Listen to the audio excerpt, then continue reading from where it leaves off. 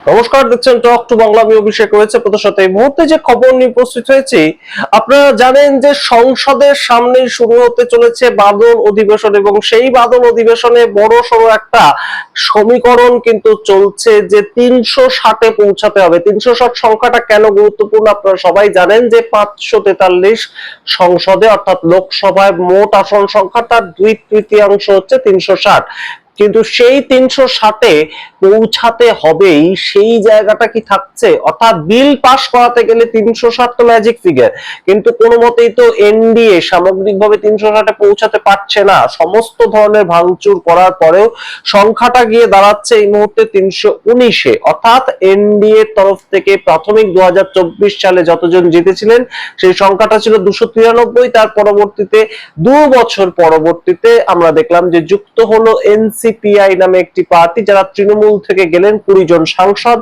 এবং তার পরবর্তীতে যুক্ত হলেন আরো 6 জন উদ্ধব ঠাকরে পার্টির তরফ থেকে। তারা অপারেশন টাইগারের মাধ্যমে একদম যুক্ত হলেন, এবং সেটা একনাথ শিন্ডের হাত ধরে। তো সামগ্রিকভাবে সংখ্যাটা দাঁড়ালো 319, কিন্তু দরকার তো 360। তাহলে সেই ক্ষেত্রে কিভাবে অমিত শাহ ভাবছেন যে সামনের মনসুন সেশনে বিলগুলো তিনি পাশ করিয়ে নেবেন? কি কি বিল আসার কথা আছে সেগুলো তো আপনারা জানেন। মহিলা সংরক্ষণ বিল এবং ডিলিমিটেশন বিল, সেই জায়গাগুলো কিন্তু রয়েছে। ঠিক তেমন ভাবেই তার সঙ্গে যেটা রয়েছে ওয়ান নেশন ওয়ান ইলেকশন বিল, সেটাও কিন্তু পাশ করানোর একটা প্রেক্ষাপট তৈরি হয়েছে, এবং তারপরেও বড় বড় বিল আসে। কিন্তু আপাতত এই দুটো বিলের ক্ষেত্রে কিন্তু সবচেয়ে বেশি একটা নজর দেওয়া হচ্ছে সরকারের পক্ষ থেকে, এবং অবশ্যই এই সামনের মনসুন সেশনেই কিন্তু সেই কাজটা করা হবে তেমনই কিন্তু সবাই মনে করছেন। এবং সেটা কিভাবে করা হবে? 360 তো তৈরি হয়নি, তাহলে হবেটা কিভাবে? সেইখানেই কিন্তু একটা বড় সড়ো হিসাব এই মুহূর্তে দৈনিক ভাস্কর সেই পেপারের ফ্রন্ট পেজে ছাপা হয়েছে খবরটা, এবং সেই খবরটাই আপনাদের সামনে একদম বিস্তারিত আলোচনা করবো। আপনারা বুঝতে পারবেন যে বিকল্প 1 কাজ না করলে বিকল্প 2 কিভাবে রেডি করতে হয়, এবং সেটা ভারতবর্ষের রাজনীতিতে এই মুহূর্তে কিভাবে একদম প্রক্রিয়াটা অলরেডি চলছে। আপনারা শেষ অবধি দেখতে থাকুন। অত্যন্ত ইন্টারেস্টিং কিছু ইনফরমেশন আপনাদের সামনে তুলে ধরবো। আপনাদেরও রীতিমতন চমক লাগার একটা জায়গা তৈরি হবে, সেটুকু অন্তত বলতে পারি। এবং অবশ্যই যারা নতুন দেখছেন আমাদের চ্যানেল, সাবস্ক্রাইব করতে তারা ভুলবেন না। আপনাদের জানাই এই মুহূর্তে যে এনডিএ এর দরকার 360, কিন্তু দরকার কি আদৌ? কিভাবে এই কথাটা আমরা বলছি, তার কারণ একদম সরাসরি বলা হচ্ছে যে হয় 360 পর্যন্ত আসন সংখ্যায় তাদের পৌঁছাতে হবে, অর্থাৎ 360 খানা ভোট তাদের পক্ষে জোগাড় করতে হবে, আর না হলে এমন একটা প্রেক্ষাপট তৈরি করতে হবে যে ম্যাজিক ফিগারটাই কমে আসে, অর্থাৎ 360 ম্যাজিক ফিগারই থাকবে না। তাহলে তো যে ম্যাজিক ফিগারটা থাকবে সেই ম্যাজিক ফিগার পর্যন্ত পৌঁছালেই হবে। অর্থাৎ কি হবে বিষয়টা, যত জনকে আমরা জোগাড় করতে পারছি না ততজনকে অ্যাবসেন্ট যদি করিয়ে দেওয়া যায়, সেই প্রেক্ষাপটটা দিয়েও কিন্তু বিল পাস করিয়ে নেওয়া যায়। আপনারা বোধহয় কিছুটা এখন বুঝতে পারছেন। এইরকমই একটা প্রেক্ষাপট তৈরি হচ্ছে। হয় বিকল্প 1, যেটা একদম দৈনিক ভাস্করে লেখা হচ্ছে যে এখন চেষ্টা চলছে সমাজবাদী পার্টি এবং ডিএমকে তাদের দল থেকে বিভিন্ন ভাবে যদি সাংসদদের ভাঙিয়ে আনা যায়, কিন্তু সেই ক্ষেত্রে সমস্যাও রয়েছে। এই ক্ষেত্রে যদি একদম সমাজবাদী পার্টির তরফ থেকে এখন ভাঙিয়ে নিয়ে চলে আসা হয় এমপিদের, তাহলে সেই ক্ষেত্রে সমাজবাদী পার্টি 2027 সালের যে বিধানসভা ইলেকশন ইউপিতে রয়েছে সেখানে একটা সহানুভূতি পেয়ে যাবেই, এবং সেই ক্ষেত্রে তারা অনেকটা ভোটে এগিয়ে যেতে পারে, হয়তো জিতে যেতে পারে। তাই সেই রিস্কটা এখন এই মুহূর্তে হয়তো ভারতীয় জনতা পার্টি নেবে না। তো সেই ক্ষেত্রে এই মুহূর্তে ডিএমকে কে নিয়ে একটা সম্ভাবনা ছিল যে তাদের 22 জন সাংসদ দিয়ে সাপোর্ট করে দিতে পারে, কিন্তু সেটাও কি হবে?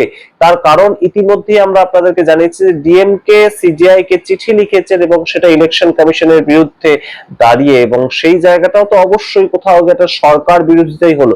তো সেই জায়গায় থেকে কিন্তু এই মুহূর্তে সরাসরি যে চেষ্টাটা চলছে বিকল্প 2, যেটা আপনাদেরকে বললাম, সেটা হচ্ছে যে সমাজবাদী পার্টি 37 জন, ডিএমকে এর 22 জন, এনসিপি অর্থাৎ একদম মহারাষ্ট্রের যে এনসিপি পার্টি, শরদ পাওয়ারের পার্টি, তার 8 জন, এবং টিএমসির এই 20 জনকে বাদ দিয়ে বাকি যে 8 জন রয়েছেন, যার মধ্যে অভিষেক ব্যানার্জি, মহুয়া মৈত্র, কল্যাণ ব্যানার্জি রয়েছেন, তাদের সবাইকে মিলিয়ে সংখ্যাটা দাঁড়াচ্ছে 75। এবং এই 75 জনের মধ্যে যদি 61 জনকে ম্যানেজ করা যায়, এই 75 জনের মধ্যে যদি 61 জনকে ম্যানেজ করা যায়, তাহলেই ম্যাজিক ফিগার কিন্তু একদম সরাসরি 319-এ নেমে চলে আসে, এবং সেই ক্ষেত্রে বিজেপি হই হই করে কিন্তু জিতে যায়।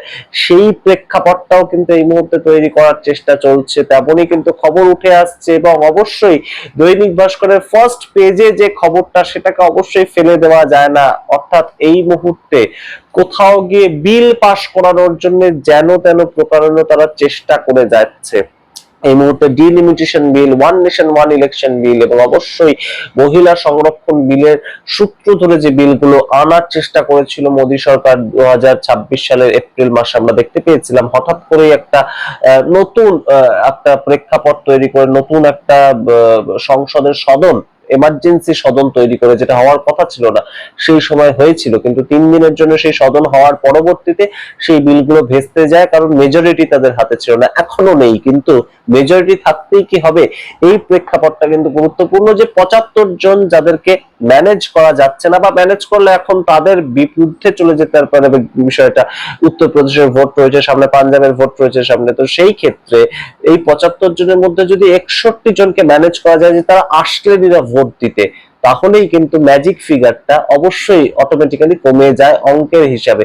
এবং সেই ক্ষেত্রে হই হই করে এনডিএ এর পক্ষে যারা ভোট দেবেন তারা কিন্তু এনডিএ কে জিতিয়ে নিয়ে চলে যেতে পারবেন এবং বিল পাস হয়ে যাবে। মূল লক্ষ্য তো বিল পাস আপাতত, তো সেই জায়গাটা তৈরি হবে। অবশ্যই এই মুহূর্তে যেটা একটা কথা চলছে বহুদিন ধরে আমরা শুনতে পাচ্ছি যে শরদ পাওয়ারের পার্টি, তাদেরকে ম্যানেজ করাটা কিন্তু অতটা কঠিন নয়। তার কারণ শরদ পাওয়ারের পার্টি ইতিমধ্যেই আমরা দেখতে পেয়েছি বারংবার যে তার মেয়ে সুনেত্রা পাওয়ার ছাড়া আর কেউ কিন্তু তেমন ভাবে তার পার্টির প্রতি যে লয়াল হয়ে আছেন তেমন খবর উঠে আসে না।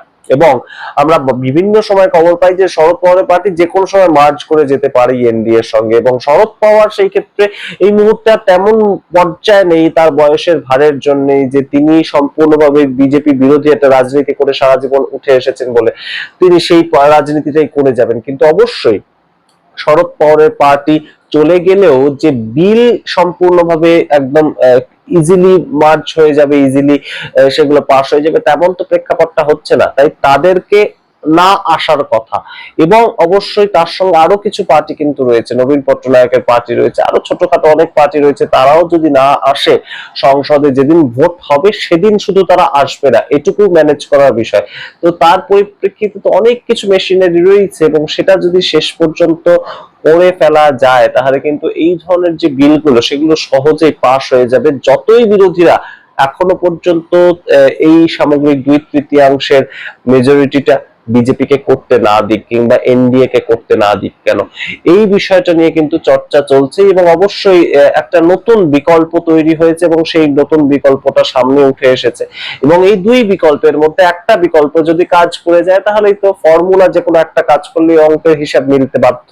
এবং অবশ্যই এই মুহূর্তে সমাজবাদী পার্টি বা ডিএমকে এর তরফ থেকে যারা একদম সরাসরি বিজেপিতে যুক্ত হওয়া বা এনডিএ তে যুক্ত হওয়া সেরকম নাও হতে পারে, তো সেই ক্ষেত্রে এই মুহূর্তে যে প্রেক্ষাপটটা তৈরি করা যে বিল পাস করানোর জন্য তাদেরকে যদি ম্যানেজ করা যায়, ডিএমকে বিভিন্ন এমপি বা এই সমাজবাদী পার্টির বিভিন্ন এমপি তাদেরকে যদি ম্যানেজ করা যায় যে তারা যাতে সেদিন অ্যাবসেন্ট থাকেন, সেটাও যদি করা যায়। এবং কংগ্রেসেরও, এই দৈনিক ভাস্করে লেখা আছে যে কংগ্রেসেরও কিছু এমপি কে ম্যানেজ করার কিন্তু চেষ্টা চলছে। অবশ্যই সমাজবাদী পার্টির তরফ থেকে 37 জনের মধ্যে 37 জনকে তো ম্যানেজ করা যাবে না। অখিলেশ যাদব, তার ভাই ধর্মেন্দ্র যাদব, তার স্ত্রী, প্রত্যেককে তো ম্যানেজ করা যাবে না। তো সেই ক্ষেত্রে অবশ্যই কংগ্রেসের পক্ষ থেকে কিছু, সমাজবাদী পার্টির পক্ষ থেকে কিছু, ডিএমকে এর পক্ষ থেকে কিছু, এইভাবে যদি কাউকে কাউকে ম্যানেজ করা যায় তাহলে কিন্তু অবশ্যই সহজে বিলটা পাস করে যায়।